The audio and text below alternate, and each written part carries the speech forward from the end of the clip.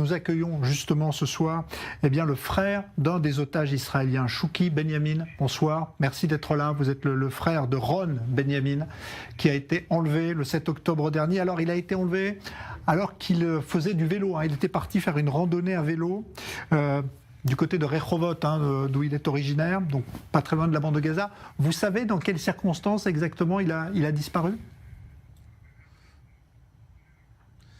Oui, Ron est parti ce samedi 7 octobre pour une promenade à vélo à côté du kibbutz Be'eri avec des amis. Il est arrivé quelques minutes avant 6h30 et quand il est arrivé, il n'a même pas eu le temps de faire descendre le vélo de sa voiture. C'est là qu'a commencé l'attaque de roquettes lancée par le Hamas vers Israël. Il a décidé de rentrer chez lui pour être avec sa femme et ses enfants. Ses amis, eux, devaient remettre les vélos qui étaient descendus des voitures et donc il est reparti tout seul. Il est parti en direction de la route 232 et à 400 mètres du kibbutz Miflassim, son véhicule s'est arrêté. Et nous avons vérifié il avait un système de localisation par GPS sur son véhicule et depuis, on n'a eu aucune nouvelle de lui. À 6h30, il a téléphoné à sa femme et à ses enfants, lui disant qu'il y avait des attaques de roquettes et qu'il rentrait avec lui. Et c'était le dernier message qu'on a eu de lui. Et pendant 56 jours, il était considéré comme personne disparue. Nous n'avions absolument pas d'informations. Et d'après les vérifications que j'ai faites, j'avais vu qu'il n'y avait pas de traces de sang dans la voiture. Donc j'avais compris que Ron était sorti vivant de sa voiture.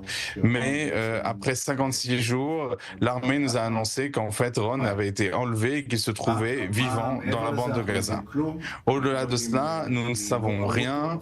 Nous ne savons pas parce que personne ne l'a vu et nous espérons, nous n'avons pas d'autres informations.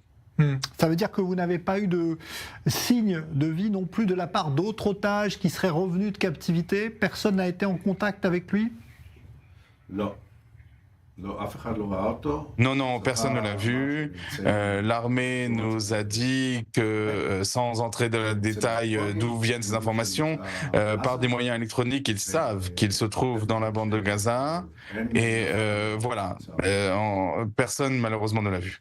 Alors ça fait plus de 100 jours maintenant malheureusement que votre frère et les autres otages sont aux mains du Hamas. C'est inimaginable de penser à ce que lui doit vivre là-bas et vous, votre attente ici. Qu'est-ce qui vous maintient dans l'espoir justement de le revoir et de le retrouver?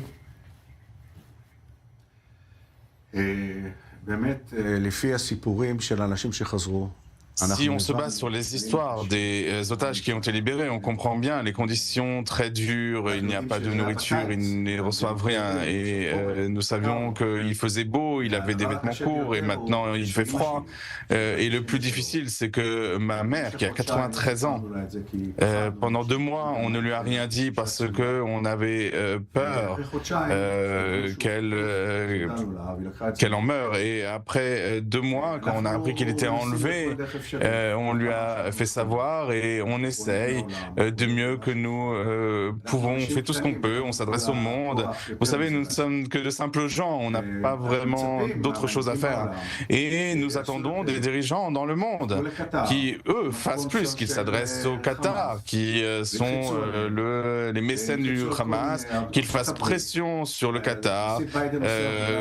Le président Biden aux États-Unis fait quelque chose de formidable pour Israël, mais peut-être qu'il devrait faire encore un peu plus pression pour les otages. Et nous avons l'espoir qu'ils reviennent.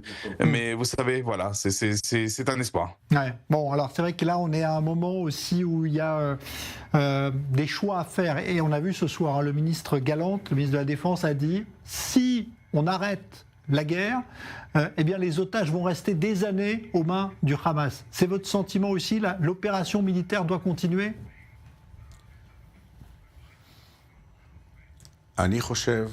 Je pense. Alors moi, je ne veux pas faire de politique. Ça n'est pas mon métier. Ce sont eux qui sont élus. Netanyahou et le Premier ministre, c'est lui qui est responsable de ce qui se passe en Israël. Ils doivent tout faire pour les ramener sains et saufs à la maison. Chaque jour qu'ils passent là-bas, il est possible que cela coûte la vie. Donc je n'ai pas de conseils à donner, mais je crains que cette insistance à poursuivre les choses telles qu'elles sont fera qu'ils ne reviendront pas vivants. Alors je ne sais vraiment pas comment on pourrait les libérer par une opération militaire, mais encore une fois, je n'ai pas vraiment de conseils à donner. Nous espérons. Je ne sais pas vraiment ce qu'il faudrait faire. Votre frère habitait pas très loin de Gaza, mais j'imagine que quand il allait faire du vélo, il n'imaginait pas courir un tel danger.